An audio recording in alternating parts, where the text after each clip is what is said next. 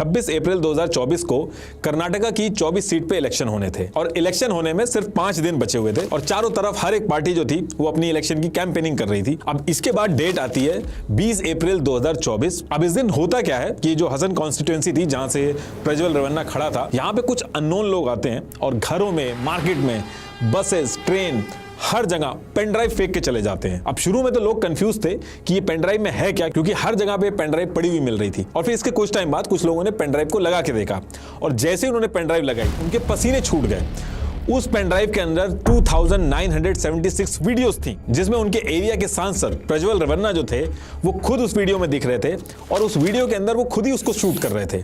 औरतों और लड़कियों के साथ जबरदस्ती और करते हुए दिख रहे थे। कई सारी फुटेज ऐसी थी जहां पे लड़कियां गिड़गिड़ा रही थी, चिल्ला रही थी, उनको छोड़ दिया जाए। लेकिन वीडियो में जो प्रज्वल था वो एक साइकोपैथ की तरह हंस रहा था। एक वीडियो देख के तो लोगों को और ज्यादा गुस्सा आया, जिसमें 60 से 65 साल की महिला चिल्ला रही थी और ये उसके साथ जबरदस्ती कर रहा था। ये जितनी भी वीडियो थी 2000 से ऊपर, ये आधे से ज्यादा वीडियो उसने खुद शूट की थी और कुछ में ये किसी और से शूट करवा रहा था। ये लगभग जो 3000 के करीब वीडियो थी, हर वीडियो में एक अलग महिला थी और उसका चेहरा तक दिख रहा था। यानी कि उस पर्टिकुलर टाइम पे तो जो लड़कियों ने सहा ही सहा, अब मार्केट में उनका फेस तक रिवील कर दिया गया था, जिसमें इनकी पार्टी की फीमेल वर्कर्स, ग्राम पंचायत की member, government officials, police officers, in fact घर की मेड तक थी। अब जैसे इस पूरे एरिया में हल्ला स्टार्ट होता है, प्रज्वल के जो कार्यकर्ता थे सीधे पुलिस स्टेशन पहुंचते हैं और उल्टा कंप्लेन करते हैं कि इलेक्शन के टाइम पे उनके लीडर की छवि खराब करी जा रही है और एआई की मदद से ये डीप फेक वगैरह यूज करके उनकी वीडियोस बना के शेयर करी जा रही हैं। और ये सारी वीडियोस पेन ड्राइव में जो आई थी सोशल मीडिया के ऊपर भी शेयर हो गई थी। शुरू के कुछ घंटे तो यही बात चली कि ये डीप फेक वीडियोस हैं, लेकिन फिर लोगों ने देखा कि प्रज्वल के घर के अंदर जो स्टोर था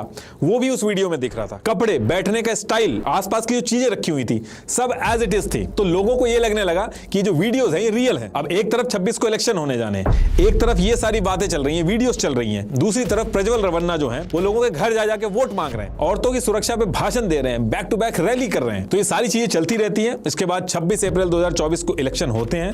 इस वीडियो का जो इंपैक्ट होना था हो गया था, कैंपेनिंग सारी हो गई थी और इलेक्शन खत्म होने के नेक्स्ट डे यानी कि 27 अप्रैल 2024 को प्रज्वल क्या करते हैं, ये अपने डिप्लोमेटिक पासपोर्ट जो था इनका उसका यूज करके जर्मनी चले जाते हैं। 2 बजे की इनकी फ्लाइट थी, 11 बजे के करीब ये निकल गए थे और ये उनके टिकट की ओरिजिनल कॉपी है। अब जैसे ही प्रज्वल रेवन्ना 27 को जर्मनी भाग जाता है, इसके नेक्स्ट डे एक नई चीज सामने आ जाती है। 28 अप्रैल 2024 को प्रज्वल रेवन्ना के घर में एक 47 ईयर ओल्ड मेड थी। वो होले नारासीपुर टाउन पुलिस स्टेशन में पहुंचती है और एक कंप्लेन दर्ज करवाती है और इस एफआईआर में वो कहती है कि प्रज्वल के घर पे वो काम करती थी और जिस दिन उसका काम प्रज्वल रेवन्ना के घर पे लगा था तो टोटल उस घर में 6 फीमेल मेड थी और बाकी जो काम करने वाले थे वो मेल थे। और ये जो 6 फीमेल मेड जो पहले से ही प्रज्वल रेवन्ना के घर पे काम कर रही थी, वो इसको वार्निंग देती है कि जब प्रज्वल रेवन्ना घर पे आए तो उससे दूर रहें। स्टेटमेंट के हिसाब से ये था कि प्रज्वल रेवन्ना जब घर आता था तो सारी की सारी फीमेल मेड जो थी वो डर जाती थी। कंप्लेन में आगे मेड कहती है कि जिस दिन उसने घर में काम करना चालू किया था उसके 3 से 4 महीने बाद ही उसके साथ प्रज्वल रेवन्ना ने जबरदस्ती करी। और जब इस चीज से परेशान होके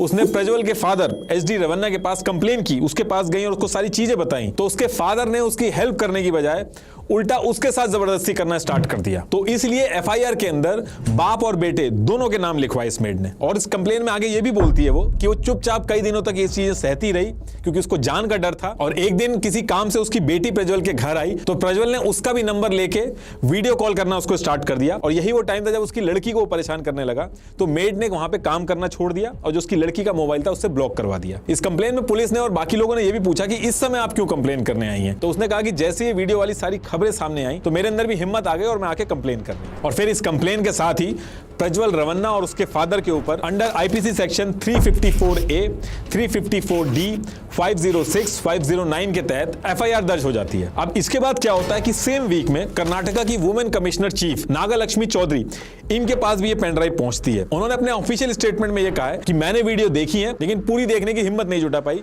इस वीडियो को देख के आपका खून खौल उठेगा। इस वीडियो में लड़कियां गिड़गिड़ा रही हैं, अपने आप को बचाने के लिए हाथ जोड़ रही हैं। और इसके बाद वो कहती है कि ये इस देश की हिस्ट्री का सबसे बड़ा सेक्स स्कैंडल है। इन वीडियोस में जो लड़कियां थी नागा लक्ष्मी जी के पास, कुछ लड़कियां उनमें से पहुंचती भी हैं, कुछ ने उनको व्हाट्सएप पे भी रीच किया, बिना अपना नाम डिस्क्लोज करे सारी डिटेल्स बताई। और ये सारी चीजें सुनने के बाद और सारी डिटेल्स समझने के बाद इन्होंने कर्नाटका के सीएम और होम मिनिस्टर को एक लेटर लिखा कि इस केस में कार्रवाई होना बहुत ही जरूरी है। और इस लेटर के बाद अलग से एक एसआईटी बनाई जाती है जिसका सिर्फ और सिर्फ यही काम था कि इस पूरे मैटर की जांच करे। ये जो एसआईटी बनाई थी इसमें 18 सीनियर पुलिस ऑफिसर्स को रखा गया, जिसको additional director general of police and chief of CID Vijay Vijay Kumar Singh head कर रहे थे और इनके साथ साथ 2 सीनियर वुमेन आईपीएस ऑफिसर्स भी रखी गई, सुमन और सीमा लतकर जी। ये जो टीम बनाई गई थी इसको 3 पार्ट में डिवाइड करके काम स्टार्ट कर दिया गया था, जिसमें एक टीम का काम था कि जितने भी विक्टिम्स हैं उनके कन्फेशन रिकॉर्ड करेगी, दूसरी टीम का ये काम था कि वीडियो की लैब टेस्टिंग वगैरह कराएगी, आईपी ट्रेस करेगी, और तीसरी टीम जो होगी वो जितने भी आरोपी हैं उनकी जांच करेगी, जो भी विक्टिम्स हैं उनको भी रीच आउट करके सारा मामला जानने की कोशिश करेगी। लेकिन कहानी यहां पे भी खत्म नहीं होती है,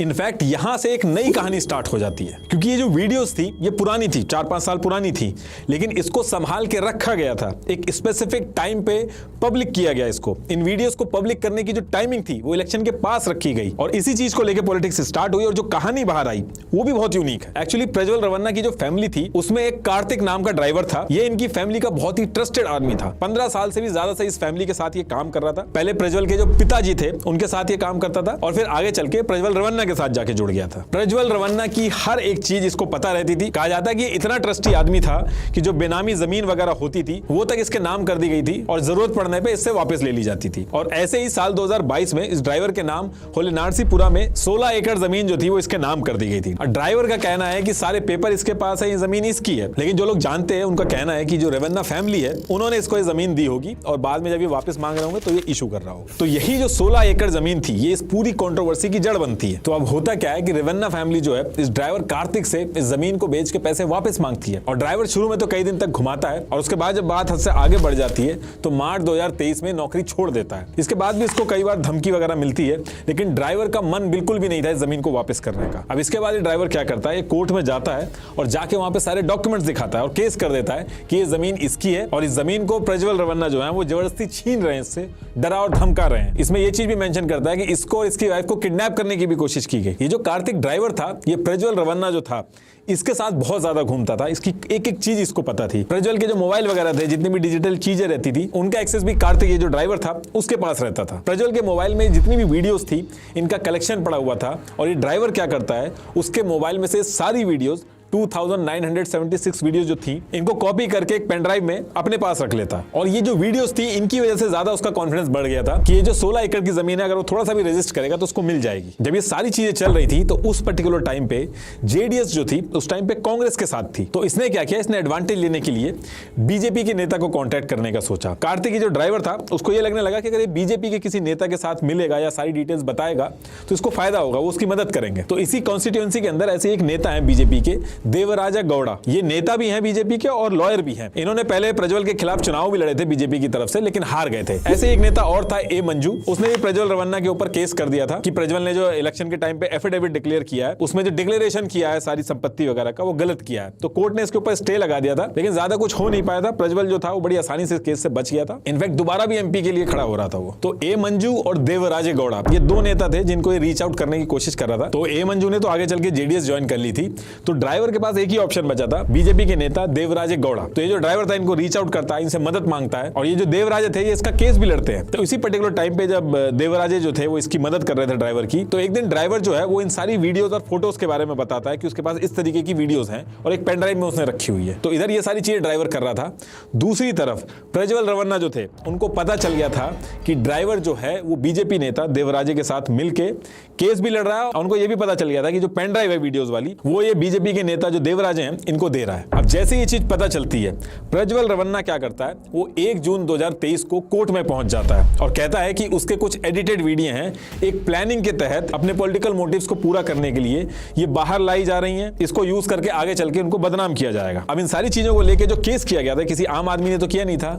नेक्स्ट डे यानी कि 2 जून 2023 को ही कोर्ट 86 मीडिया एंटिटीज और 3 इंडिविजुअल्स जिसमें से एक ड्राइवर भी था इनके ऊपर स्टे लगा देती है कि इस वीडियो से रिलेटेड कोई भी चीज बाहर नहीं आ सकती, ना तो कोई न्यूज में इसके बारे में पब्लिश कर सकता है, ना ही वो किसी को शेयर कर सकता है। अब यहां से क्या हुआ कि सबके हाथ बंद गए थे, पता हर एक पार्टी को था, हर एक न्यूज मीडिया आउटलेट को था, लेकिन कोई भी शेयर नहीं कर पा रहा था, अंदर अंदर बातें चल रही थी। और जो वीडियोस की पेन ड्राइव थी वो उस पर्टिकुलर टाइम तक ड्राइवर ने किसी को भी नहीं दी थी, सिर्फ अपने पास रखी थी। अब इसके बाद क्या होता है कि देवराजे गौड़ा जो थे वो ड्राइवर से कहते हैं कि आपके पास ये जो पेन ड्राइव है ये मेरे को आप दे दो, इसको हम कोर्ट में सबमिट करके जज साहब को दिखाएंगे तो शायद हमें जरूर कुछ ना कुछ रिलीफ मिलेगा, और ये भी हो सकता है कि स्टे ऑर्डर भी हट जाएगा। तो ये चीज कहने के बाद वो ड्राइवर से एक लीगल डॉक्यूमेंट पे साइन कराते हैं और जो पेन ड्राइव थी वो उससे ले लेते हैं। अब इसके बाद ये सारी चीजें कई दिन तक चलती रहती हैं। उसके बाद ये जो पेन ड्राइव थी वो देवराजे के पास भी आ चुकी थी। लेकिन इसके बाद क्या होता है कि सितंबर 2023 में पता चलता है कि जेडीएस जो है वो कांग्रेस का हाथ छोड़ के बीजेपी के साथ आ गई, और सीट शेयरिंग में पता चलता है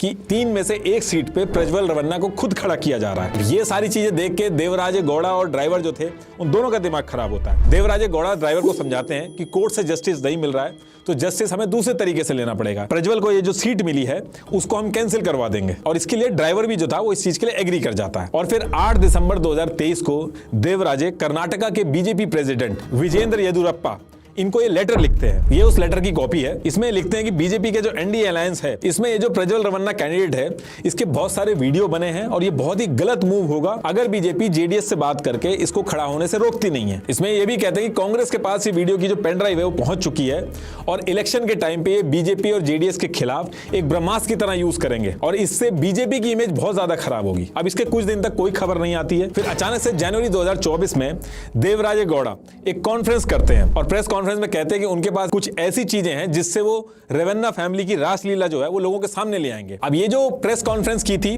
ड्राइवर ने जो वीडियो में बोला, ड्राइवर का कहना था कि इस प्रेस कॉन्फ्रेंस के बाद उन्होंने इसका फोन उठाना बंद कर दिया, और ड्राइवर उससे खुश भी नहीं था। तो इस इंसिडेंट के बाद फिर चुनाव की डेट आती है।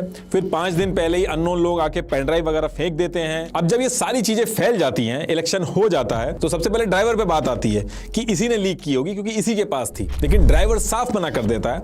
उसने कहा कि मैंने ये जो पेन ड्राइव है सिर्फ देवराज गौड़ा जो है उसको दी थी, वो भी कोर्ट में जमा करने के लिए दी थी, इसके अलावा मैंने किसी को भी नहीं दी थी। और जब देवराजे गौड़ा से पूछा जाता तो वो कहते हैं कि इस पेन ड्राइव के लीक होने से सबसे ज्यादा नुकसान मेरा है, क्योंकि मेरी पार्टी को नुकसान हुआ है, तो मैं जो हूं वो सबसे लास्ट पर्सन हूंगा इस पेन ड्राइव को लीक करने के लिए। और उन्होंने कहा ऐसा नहीं है कि सिर्फ और सिर्फ मेरे पास ही है ये पेन ड्राइव।